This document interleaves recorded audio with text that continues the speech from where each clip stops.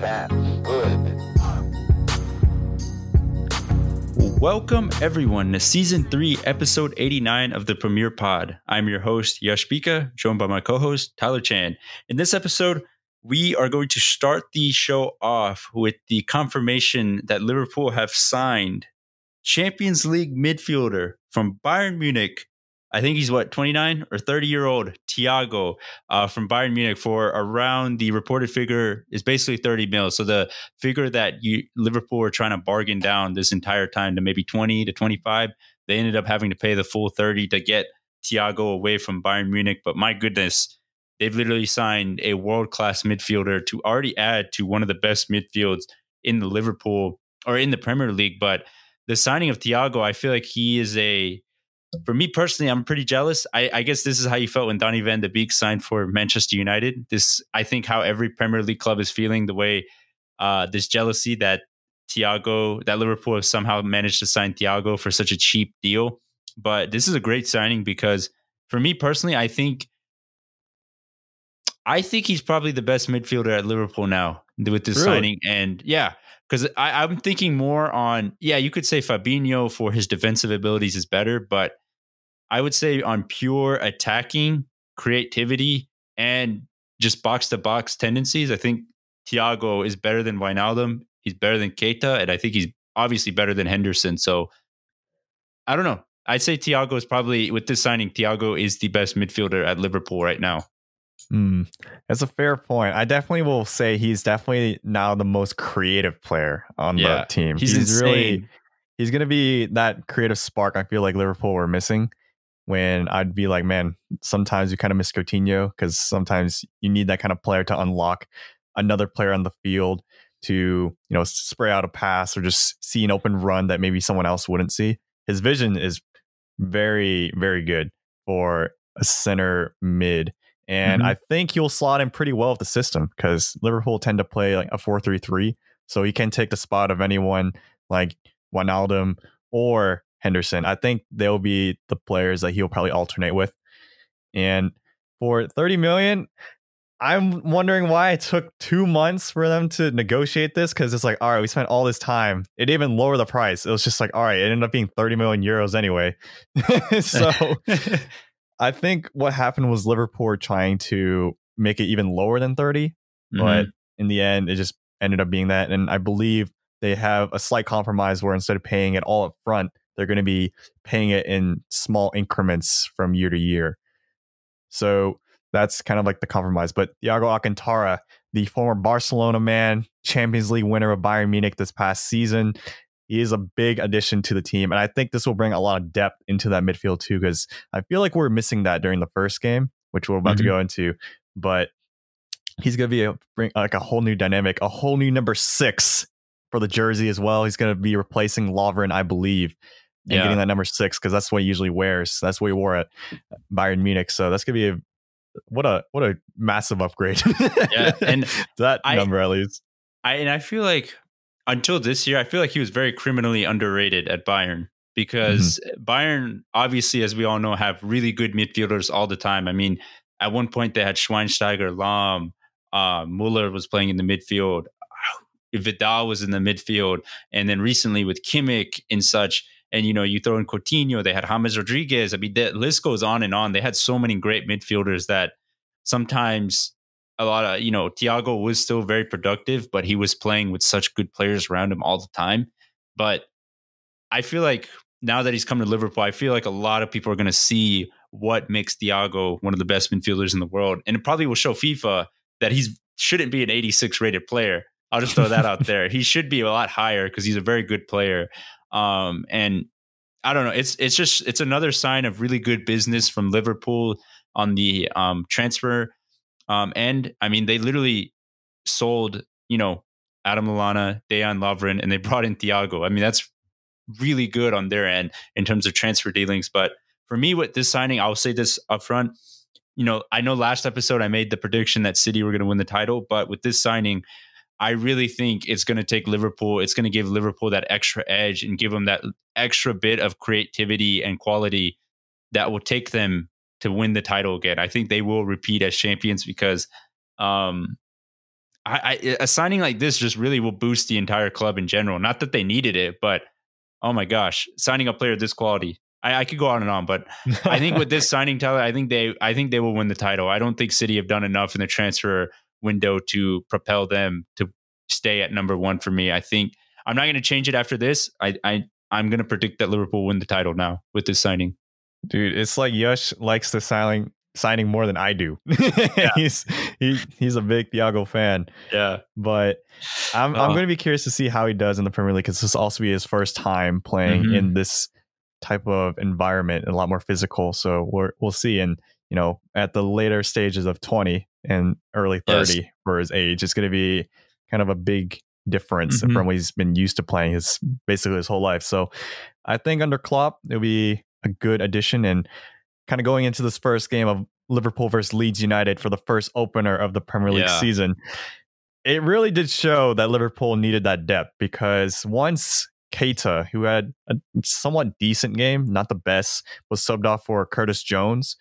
Curtis Jones is a good prospect player, and he's been kind of proving throughout last season that he can have glimpses of promise, but I don't think he's at the level yet where he's going to definitely win you the game.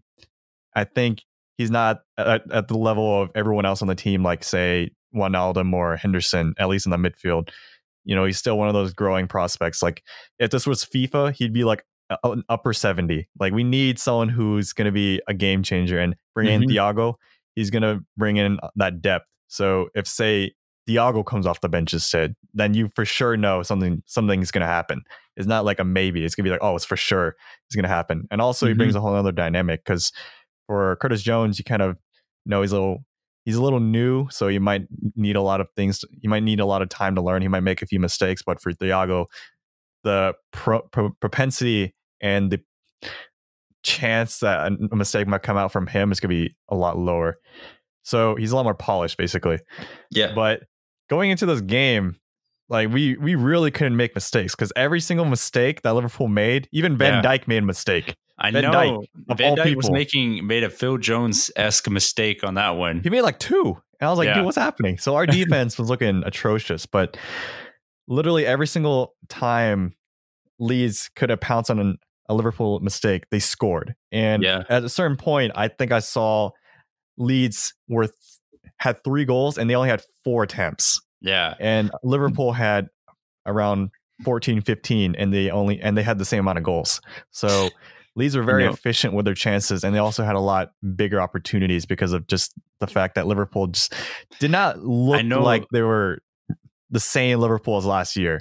And this is something that a lot of pundits kind of pointed out to, where people were predicting that Liverpool could end up finishing 4th in the Premier League at the end of the season. Like 4th place, from going from 2nd the previous season to 1st place from winning it last season, and then to 4th. And then keeping the same players, basically. I don't know. Like, I feel like that's too big of a drop, but it is a little scary. If you're not consistent, it will bite you in the Premier League. That's true. And having Leeds United, who's a very good team, in my opinion, like we kind of raved about them last podcast and previous podcasts as well, to concede 3 goals to them, that's also pretty bad. I know. It was I will say this, the goal that really didn't look Liverpool-esque to concede was the Patrick Bamford one, where it was literally Van Dijk had a huge mistake and Bamford just lifts it over Alisson. And it's just, I don't know. In the past 2 seasons, you never really see Liverpool make those type of, I guess, comedy of errors. Yeah, blunders, something like that. It just, for me, that type of blunder is more of an indictment of the players maybe not being 100% mentally sharp about going into the season. And I think, that's why you need the new signings, because those new signings will push the entire squad to be more mentally sharp. Because, I think a lot of the goals they conceded was just based on the fact that they probably weren't at their 100%, thinking about what the game was going on. They were just kind of cruising a little bit, especially when they went 3-1 up, I think, or 3-2 up. Or was it 4-2 up? It gave me a heart attack, but I will say this. Leeds played a very unique game that I don't usually see in the Premier League, where they had a very unique blitz in terms of like their high press. where I feel like at certain points they had no defense. It was just everyone was like swarming the ball. Yeah. And at times, like there's at one point Mane got a goal from like the 50-yard line because they're blitzed so high up and like they pressed so high that like he was just open, but he was offside prior to the kick. So like Leeds can leave himself open for opportunities like that. But this same kind of high press from the midfield too allows deep lying midfielders to run from deep, and then the defenders can't keep up with everyone. At one point, one of the goals that Liverpool conceded, Joe Gomez had to mark 3 people at once. Yeah. And that's why Leeds had an open shot and just scored it. So Bielsa has literally set up his team so well that even Liverpool are struggling. And like to go 4-3 down in the first game in the Premier League to the champions, I would say it's very promising. Even though it's a loss, I still think it's kind of promising because they did end up shooting themselves in the foot with Rodrigo getting that giving the pen, which I was very grateful for. But like it was a little scary to see this Leeds team. I was like, they could defeat anyone if they play like this. I was like, holy cow. And it'll be interesting. It'll be interesting to see if they play up to the competition and they stay playing up to this level. If they play a team that's a little bit lower than them or a team that's fighting relegation, we'll have to see. I was very interested because I was reading about Marcelo Bielsa, and I also heard from the announcers that he, exactly what you explained. His style is he wants his players to be really fit, super athletic, super, engaged with their fitness so that they can run around the entire game. And he demands a lot from his players.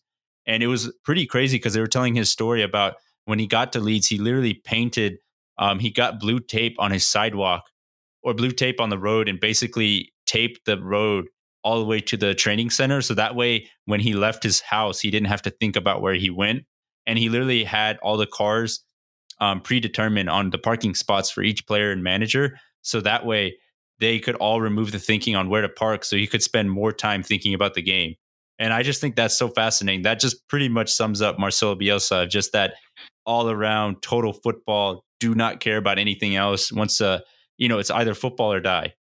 So for me, I think, his team, we're going to see his team just play like that, where it's just going to be, they really fight for the badge. They really play a really fun, super attacking style. But, I'm all for it. I think it's going to be super fun and entertaining to watch. And it's nice to have a different character too in the Premier League in Bielsa, who is not going to be afraid to speak his mind on things. Mm-hmm.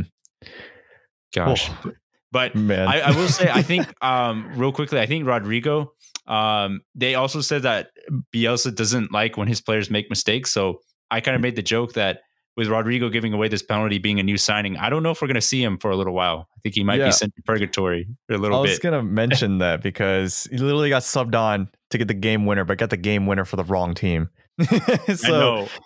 And then apparently Bielsa, as you're saying, is kind of petty as from historical evidence. So yeah, Rodrigo, he might not get some playing time. Patrick Bamford might have just secured that starting role for a good chunk of the season now. So yeah, we'll have to see. But I mean, what a game to kind of start off like the opening day of the Premier League. I'm still shocked by it. Like I'm literally just stunned.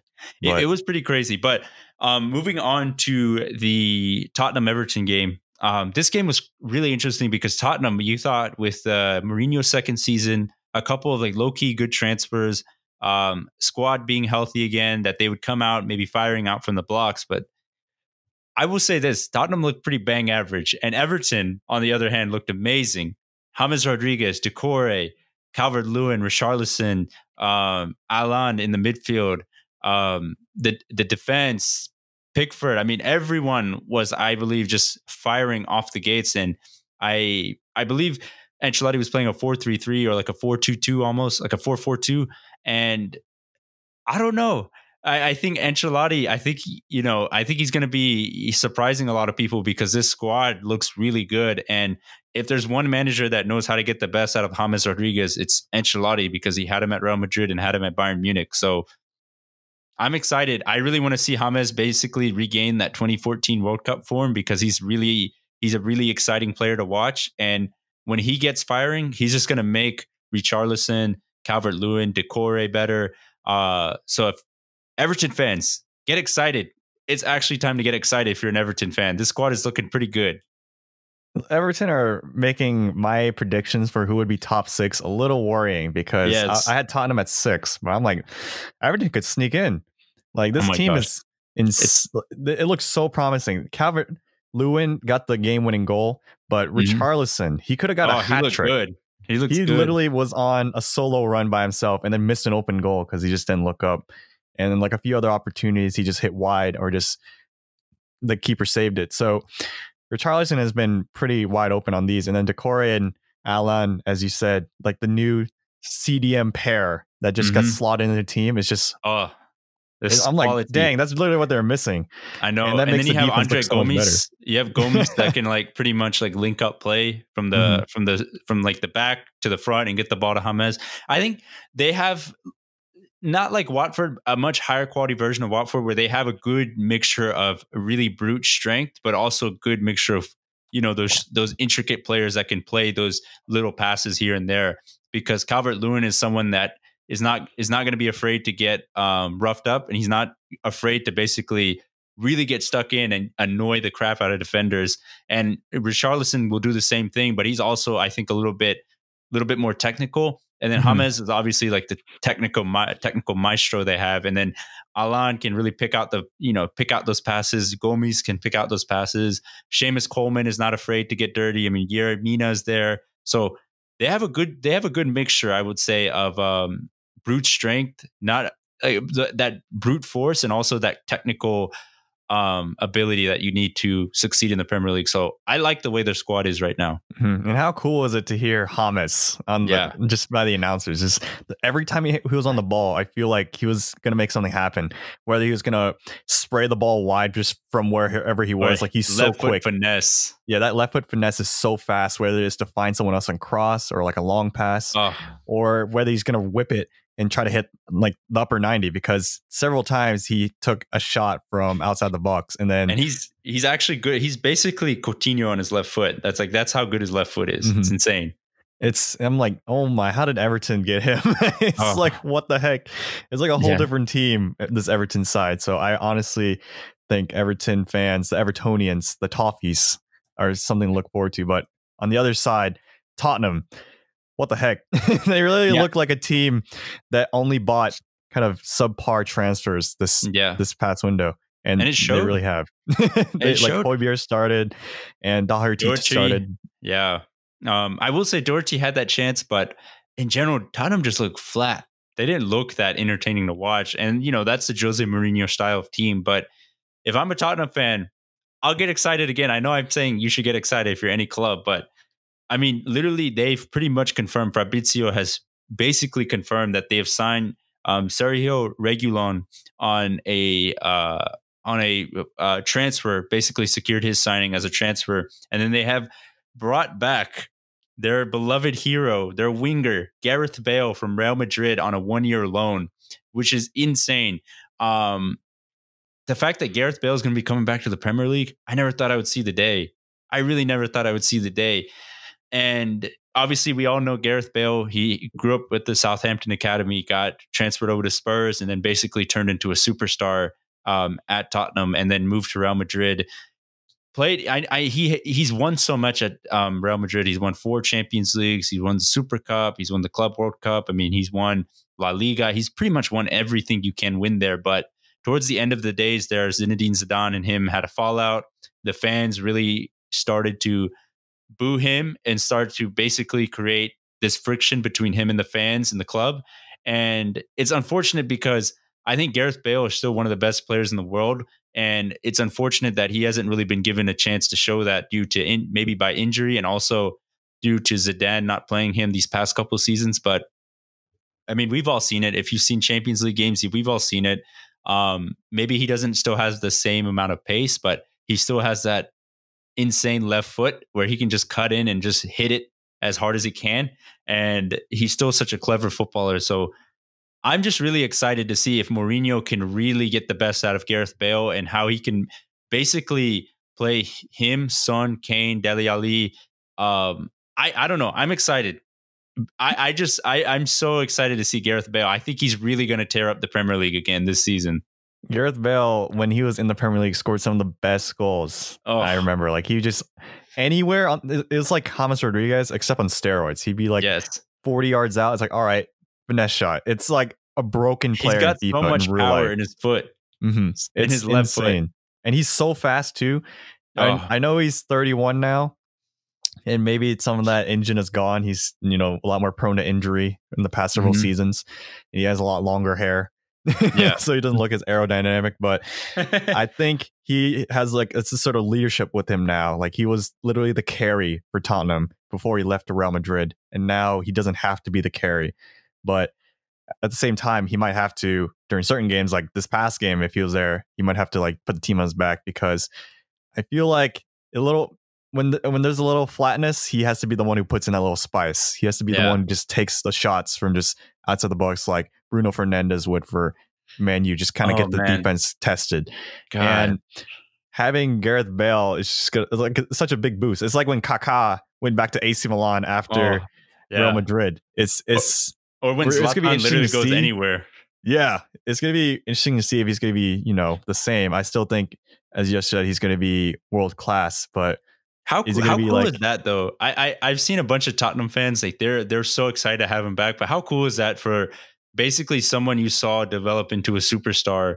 Obviously, it's heartbreaking that he left. He won a lot, and now he's coming back with still a good amount of years to play, and he wants to come back. Like he said, Tottenham is where I want to come back. I want to come back here. So that's pretty cool to see. I don't even blame him too, because like during his time at Real Madrid, people were saying is like he should maybe retire and just go to golf, because like that's what he usually does anyway. So it's like it was that bad where people were telling him just to like stop playing. So I think this is going to be something that's going to rejuvenate his career, because although he's on the later half of it, I think he still has good. He's a lot in his tank. And I'm really excited because I think he'll be inspired to play really well, because he might be inspired to show Zidane that, hey, this is what you're missing because you did trust me, and he knows this league. I think the way he plays is just built for the Premier League. There's his power, his pace, his ability to shoot from anywhere. Oh man. I really think that Gareth Bale can really put out like one of the best, like a really, really good season. And me personally, I think one of the things I'm excited to see is sort of that, that pedigree that Mourinho is bringing in the locker room, because no one else in that locker room besides Mourinho has won a Champions League title, I believe. No one has won a Champions League title. Only Mourinho has. And now he's bringing in a player that's literally won 4, has played with like some of the greats like Cristiano Ronaldo, Marcelo, these great players, Ramos. So he's going to be able to bring a lot of that wisdom and a lot of that clutch factor that Tottenham need to probably take that next step to win a trophy this season. So he was even there to score a bicycle kick against Liverpool in a Champions League final and make me cry. But but I mean, he can also play anywhere. Like he's a winger, but like he literally started at Tottenham as a left back. So I don't think he's going to play left back because Sergio Reguilón's coming in. But I will have to say this, Yash. Despite Tottenham bringing in all these attackers, I still feel like the spine of their team is still a little meh.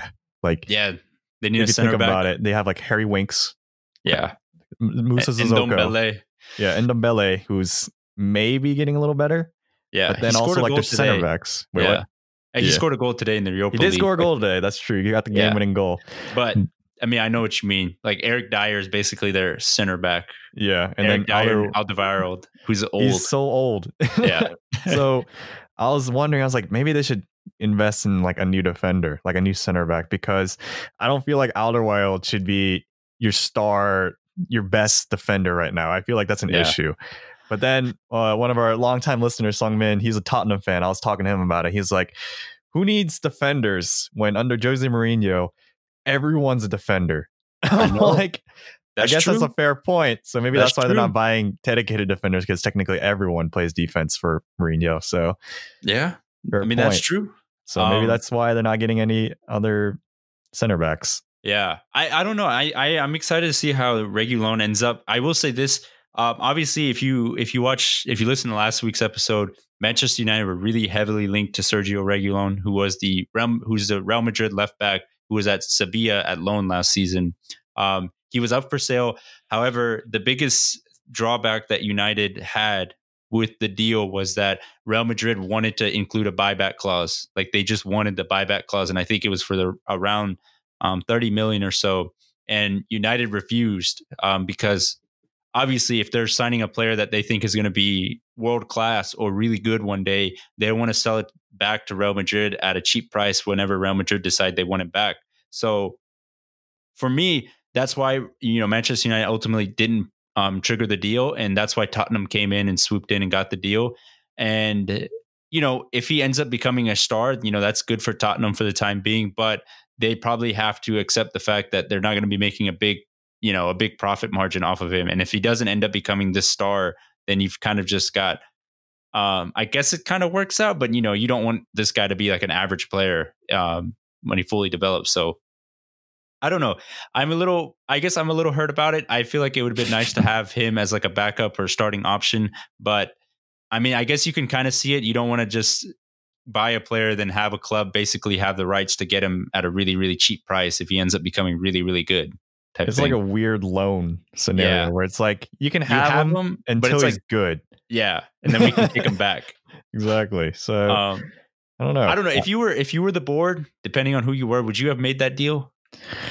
I think in Tottenham's case, they desperately needed a left back more. Like they had Ben Davies and that's Danny Rose, who are both kind of like the same. Yeah. In terms of like the level. Quality. The quality, yeah. And then I feel like Reguilon is going to be a whole different dynamic. And he helped Sevilla win the Europa League. Yes. Sorry about that. But literally, I think that's going to be also a big boost because he's going to be one of those up and coming world class players potentially. So I think that's a big boost to Tottenham as well. Because, after seeing Højbjerg come in, Joe Hart come in. Yeah, they needed some. We literally said they didn't make any superstar signings. Now they made some superstar signings. So now, I mean, literally, it's crazy that the window is going on this long because now because you never know. What if these other teams just start making some world class signings and it just totally shifts the top four debate again? So it's I'm going to keep my predictions for now. Obviously, I changed Liverpool, but definitely Tottenham making these signings has me worried, and probably the rest of the top four because under Mourinho, he can make players work. So you never know what you might get from this Tottenham side with these signings now. But moving on to Fulham Arsenal, it was the game that kicked off the Premier League season. Alexander Lacazette scored the first goal, but my gosh, Arsenal. I don't know. Arsenal look very good, but I don't know if this is more about Arsenal looking good or Fulham looking very bad. I think it's a bit of both, to be honest. I really, really like the way Arsenal had set up. Their setup, their mentality. You knew exactly what they were going to do. Gabriel had one shaking moment, but he scored his goal. There just seems to be a lot more stability at Arsenal when you watch him play. There seems to be a spine. Xhaka knows what he has to do. Bert Leno was playing in goal. You know what you're going to get from him. Willian looked like he offered a lot more stability on the right side. Aubameyang. He's going to keep scoring goals. Lacazette. I don't know. From an outside perspective, I really like what Arteta's doing at Arsenal. I know I keep repeating this, but I'm really enjoying seeing the process and seeing this plan take shape under Arteta. And I think Arsenal, are going to be in a good spot compared to last season. I've been on that Arsenal train where I'm like, all right, this team looks pretty good. It's kind of like when I saw Leeds and kind of talked about Leeds, that like their system just kind of worked for the team and they could get a win from anything. I see that same kind of mentality in Arsenal too, where like they can possibly win any game they go into if they play their cards right and their tactics kind of go the way they want. And for this game, it's a little hard to tell whether everything was going right because I feel like Fulham was bad. Yeah, they're pretty bad. Like they're gonna get relegated. It's confirmation if their games are gonna be like this because they just didn't look the part in terms of just the level of play. Like Scott Parker on the side was just in a suit. Like, oh man, here we go, round 2, where we're gonna concede another 81 goals this season. Yeah, it was so rough. I was like, man, this team. They got lucky to be promoted, and they're just kind of here for the ride. there's been people saying that there was a record set by Derby County in around like the '09 season where they had the least number of points possible in the Premier League. It was like 9 points or something, or like 11 points. It was super low. And people were saying maybe Fulham can beat that record and get even less points. Man, that's insane. It's kind of tragic for this Fulham side, especially for those coming back this season that were on that previous team that got smacked. But I will say, if Arsenal just played really well, they looked really good, and and that's with the side that had El Neni back, which was kind of weird to see. And then it's been a while since he's been suited up in Arsenal. Yeah, and he also changed his number. He's not 4 anymore. Yeah. So, and then Gabriel, he scored in the opening game. Yeah, Willian had 2 assists, I believe, in this game. Yeah, Willian, he also did really well. Like all the new signings for Arsenal, they just went off. Yeah, although Gabriel, he was a consequence of Fulham's poor marking. So yeah, that could be at that too. Free header. Yeah. Free header. But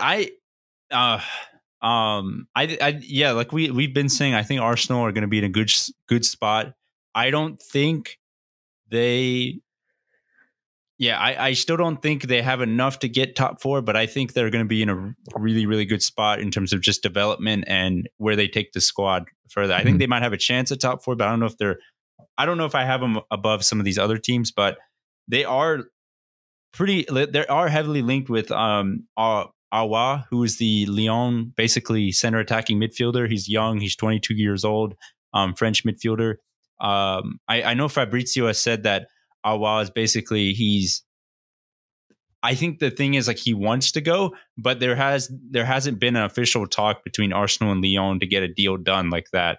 So that could be on the radar, Arsenal fans. You could be getting a very exciting midfielder who, would fit really well in this Arteta style-esque system, and will kind of basically be a replacement for Ozil if and whenever he kind of gets off the books, He's more box to box too. Yeah. Awar. And whenever you see him in, say, like career mode for FIFA, like he always ends up being like a 90 rated player eventually. Yeah. He's just one of those players that I think is pretty promising. And also just his style of play is also very sought after in this kind of style of football these days, where he can do a little bit of everything and he can do it pretty well. It's also kind of rare to see, like, there's not many players out there that are like a Gini Wijnaldum or like a Donny van de Beek, where they can do just a little bit of everything pretty well. So Awar is one of those few players that can do that. But I will say, Arsenal did kind of re-sign a good player, a key cornerstone of their team. Aubameyang officially confirmed. Officially. Yes. Emerick Aubameyang will be at Arsenal. Signed that ting. He signed that ting. So it's going to be great for Arsenal fans. I'm pretty sure they're going off for that. Yeah, he's locked up for like 3 years. So they don't have to worry about him leaving. He's their captain, the goal scorer in this past game as well. So it's looking pretty promising for them.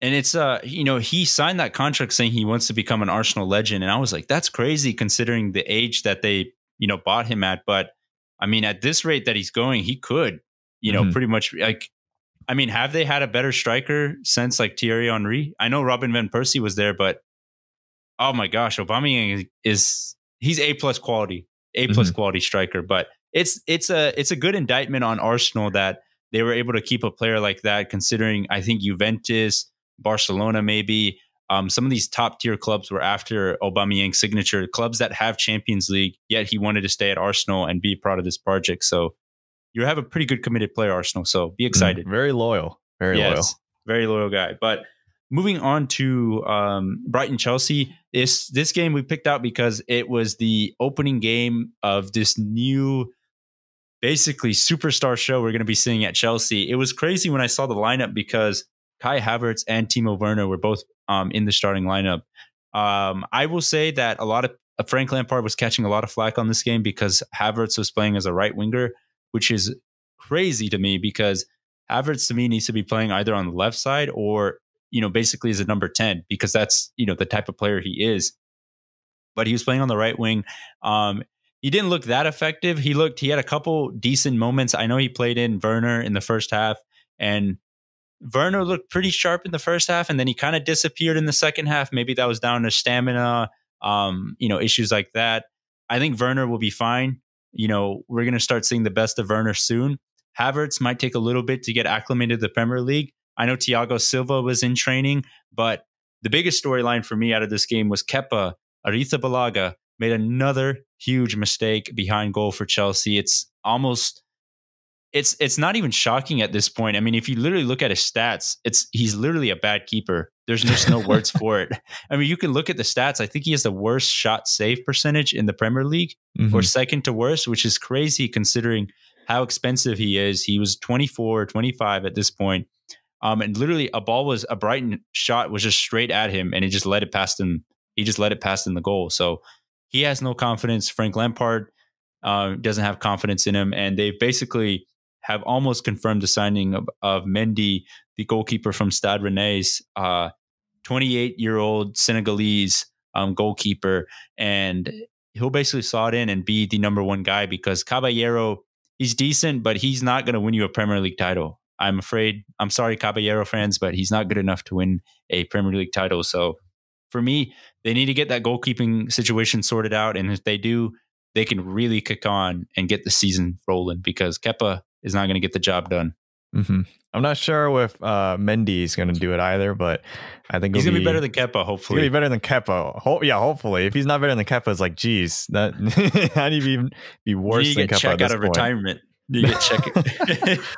But I definitely think Chelsea really need a world-class keeper if they really are serious about the title chase. Because if anything shows from the Liverpool run that we had with Karius in goal, or it really takes a poor keeper to lose you the title or even lose you a Champions League final. So really, literally after you got Alisson, we win the title. So I think if you even look back to like the other previous eras of Premier League winners, is always a key cornerstone, a key leader, and a lot of competition for that goalkeeper position.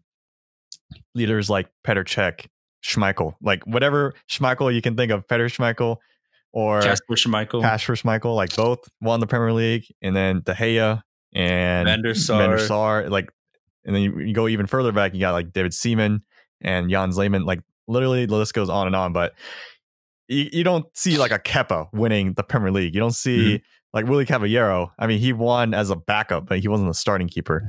So I really do think Chelsea needed to, if anything, they needed an upgrade in their defense, including goalkeeper. And that's the one position they haven't really invested in yet. Ironically enough, during this past game against Brighton, they're people that they invest in up front in the attacking. They weren't the ones who really got the goals. It was the defenders. Like Reece James scored a monster of a long shot. Yeah. But it was kind of ironic that they didn't really turn up. So I don't know how this I think it's going to take a few months for this Chelsea team to really gel. And I think it's more so a lot of people are saying Chelsea's going to go off. Even we're both saying Chelsea's going to get top four. But I think also it's just the added pressure that Chelsea have to win or at least get top four of the season again, because Roman Abramovich is going to put the pressure on Lampard. And I think that kind of pressure might force them to play well. And, say for Liverpool, the reason why maybe people are saying they're not going to win the title or they're not playing as well right now is because they don't really have that pressure anymore. They don't really have that need to like defeat history and bring back the trophy. It'd be super nice, and ideally we keep this dynasty going, or this is the start of a dynasty. But it's hard to keep winning it over. But it's also like a different pressure, a different kind of expectation now for the team. Whereas Chelsea, it's like very much like, all right, we can't lose, otherwise you're gonna get fired. And we also put all this money in. It's like, we're going all in. This is it. So this is gonna be a big test for Frank Lampard, and he's going to have to make these big decisions. And I think Kepa really does have to go. I don't know where he'd go because I don't know who would take him. I feel like they would have to do some sort of loan situation where they pretty much pay like majority of his wages and he just gets sent out to Spain. Yeah, because like Spain. They paid $70 million for him. Like he's the most expensive keeper of all time still. So who's going to even pay a fraction of that? I don't know. Yeah. And who's also going to deal with his ego, because his attitude, he's literally one of the most Disrespectful players. Disrespectful players. So I don't know how you're even going to deal with that, because like on top of just the fact that he's not a very good keeper, you have to deal with that, like that ego. It's like, geez, it's like you're really going to have to be desperate to get Kepa on your team, and Chelsea are going to have to, you know, play their cards right to at least kind of gain some of their money back from Kepa's transfer. So I don't know where he's going to end up. I'd be very surprised if he remains a Chelsea player. At the same time, not really surprised if they can't get rid of him, but I'd be surprised if he's starting a lot of games. That's what I'll say, especially if Mendy comes in. Yeah, I agree too. I just don't think you can trust Kepa at this point because the attitude problems there, his performance has been horrible. It was interesting. I think Tim Howard said on the broadcast that if he had to pick, he would probably go with he feels more confident with Willy Caballero in goal than Kepa, which is not that bad of a statement to say, but my gosh, you know, if you're Kepa, that's a huge indictment of how bad you've been. That Willy Caballero is now seen as the better option than you. I'd trust Tim Howard in goal. Yeah, and he's retired. Exactly.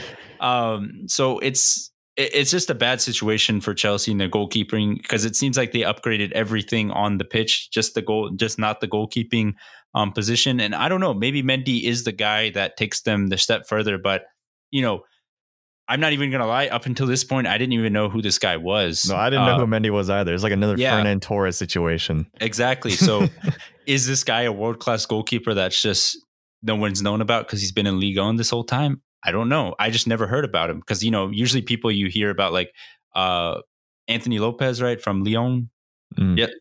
Yeah, that's his name, right? Anthony Lopez. Yeah. Then you have. Then you had Alisson back in the day at Roma. Then you have, some of the German keepers. I'm trying to remember their names. The one that plays for Leverkusen. Well, there's Ter Stegen. Yeah, Ter Stegen. And then there was the, who's the other one? Who took after Ter Stegen? Oh, yeah, Jan Sommer. Yeah, Jan Sommer. Yeah, you had these goalkeepers that, you know, that would just pop up with their names and their talent. And I don't know, Mendy just hasn't been on the radar. So. Yeah, he literally has not been on the radar at all. Yeah. so that's the difference. Like you heard of Alisson, you heard of Solmar, and you've heard of Anthony Lopez because like even in video games, they're like high. Could you imagine if they got like Peter Golacci? That'd be insane. Oh gosh, yeah. Peter Golacci, even back in the days, I was like, geez, please don't have him on my team. But I mean, even now he's one of the highly rated keepers. So maybe Mendy might be one of those like late bloomers, but yeah. Low key would be surprised because he's playing in League. Oh, it's not the most competitive league. Yeah. So it's gonna be interesting. I feel like there's other options out there that Chelsea could have definitely gone for. Maybe realistically they couldn't because of just situations like, you know, Donnarumma is gonna be one of those world class players. I know they can just grab him, and then just other players that I've just been hearing about like Lafont. If they got Donnarumma, you might as well just like.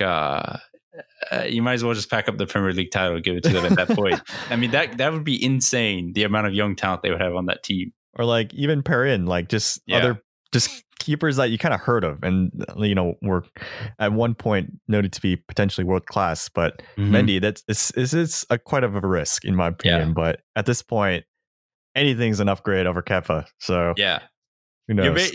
And I think that's the strategy Chelsea's going with because I don't think Lampard really likes Kepa. Kepa was never his keeper. That was somebody that was bought. I don't think anyone likes Kepa. Yeah, no one likes Kepa. But I don't think Kepa likes Kepa.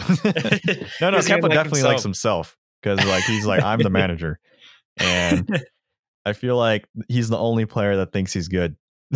Yeah.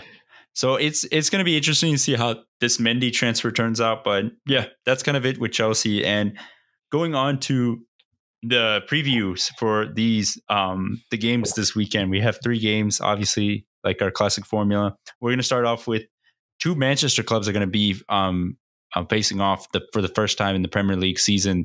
Obviously, they had a week break to kind of catch up and everything because of their extended runs in the European competitions. But Manchester United versus Crystal Palace. I don't know. I'm excited for this game. It's a little underwhelming because the United haven't made all the transfers that they would have, as fans, we would have hoped to make. But we still have Donny van de Beek. We have Paul Pogba's back in training. I think he might be fit to make the bench. Bruno Fernandes has been in training. Maguire's been in training. You know, all the star players that we know part of the squad have been in training and have been well. And, they're going to be at home, and this is going to be against the Crystal Palace team that did beat them at home last season, 2-1 when Van Aanholt scored at Fergie time, created Roy Hodgson time. But oh my gosh.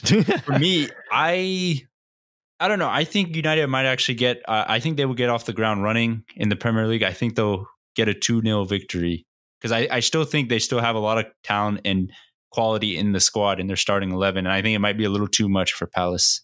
I am just going to be quick to say I agree with United beating Crystal Palace because I'm just going to stick on my train of saying Crystal Palace are going to get relegated this season. Oh yeah. So I have to stick with that. I can't go back until they kind of prove me wrong. But Crystal Palace did sneak in a 1-0 victory last week, and I was like, Zaha, why you got to do this to me? Yeah. But I'd still say United are just a class above, say, a Southampton side that Crystal Palace faced. And Van de Beek, I'm still high on the Van de Beek train. Mm-hmm. I'm still sad that y'all got him. So it's kind of we kind of traded. I'm sad that y'all got Van de Beek, and you're sad that we got Thiago. So yeah. But all their players for United, they are back. Like, Maguire's on parole, whatever. He's not in jail. So, and I think they're on track to have like a big season. I really think Marcus Rashford is going to really hit the ground running, especially with the supporting cast behind him with Bruno Fernandes, Pogba, everyone's back. So I hope it's going to be good. I think United are going to win big. It's going to be 3-0. That's what I'm going with. Okay, I go 2-0. You go 3-0. Nice. So I'm hoping that Tyler's I have more faith in United than you have faith, and you have more faith in Liverpool than I have faith in Liverpool. So I guess that makes sense. If you listen to the podcast, you've kind of seen how this train has gone. That's true. There's been episodes where I've just been so disappointed in the team where I can't even trust them to do anything correctly. The number of titles we've had for episodes of Yash roasting United are pretty significant. I think you count them on 2 fingers at this point. But the 2 hands. Yeah, 2 hands. And then our next game, we have Wolves versus Manchester City. I know I've changed my pick on who will win the title, but I think Wolves might actually get this. No, I will say this game will probably end up becoming a 2-2 draw because Wolves looked really, really good in their last game. Jimenez scored a really, really good goal. Podence looked really lethal. I mean, the team is just so good still. Roman Saiz is good. I mean, they just have such good quality and talent around the squad. They play with a good system.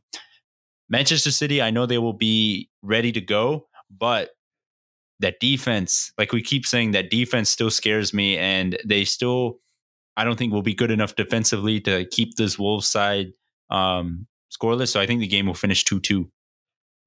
Wolves was the team that also snuck in a win. They with beat him Willy twice. Bolly.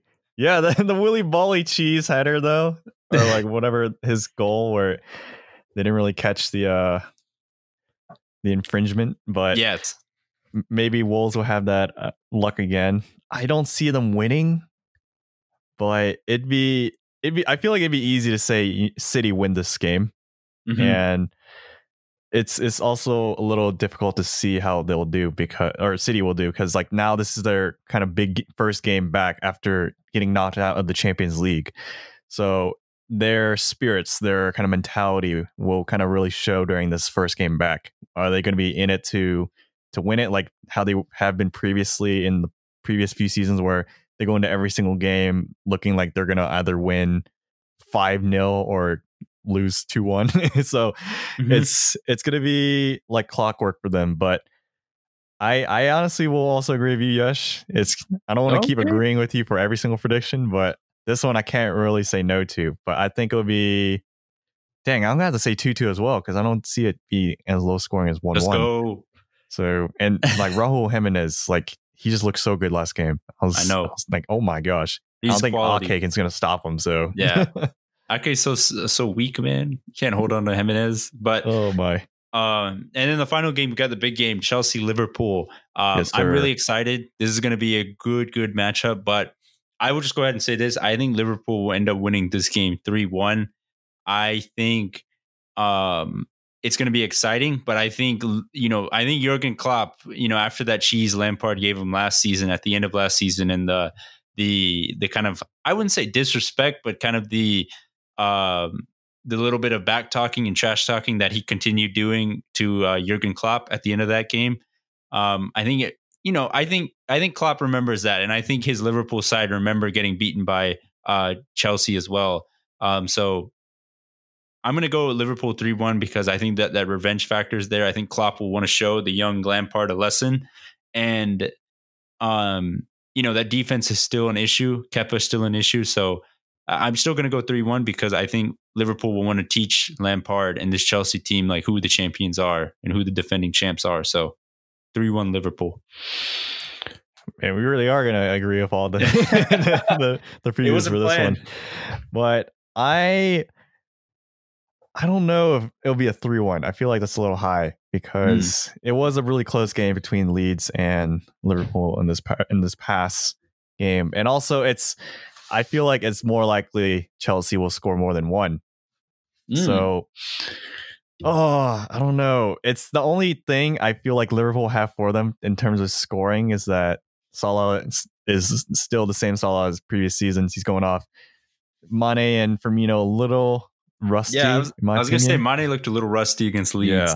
Like the connection they have is still there. It's just like the finishing was kind of meh. But with Kepa at the wheel for Chelsea, anything's possible. You just got to shoot it at him. You just got to shoot it at him. It's like if you get on target, high chance it goes in. So I think if Liverpool go into that mentality, they'll win 3-2. But I think it's going to be a pretty high scoring game given if Liverpool have a lot more mistakes again like last game and if Kepa's in goal. Yeah. So that's which is a given. So I think it'll be a pretty high scoring game. It'll be a good game.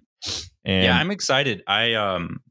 Depending if Thiago gets announced tomorrow and, maybe it's one of those quick turnarounds like we saw with Bruno Fernandes, Kai Havertz, where Klopp can kind of just insert him into the lineup because he has been training with Bayern Munich still, and Bayern Munich play a high pressing type of style as well. So his fitness levels will be good.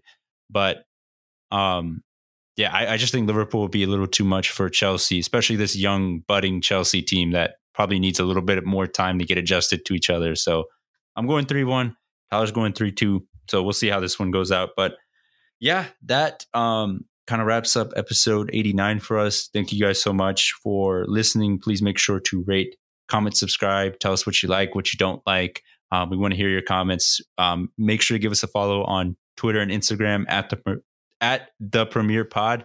Also follow us and subscribe to us on YouTube, which is also at the Premier Pod. You can catch the full episodes on there as well. So yeah, follow us on all of our social medias. But that kind of wraps up episode 89 for us. Thank you guys so much for listening, and peace.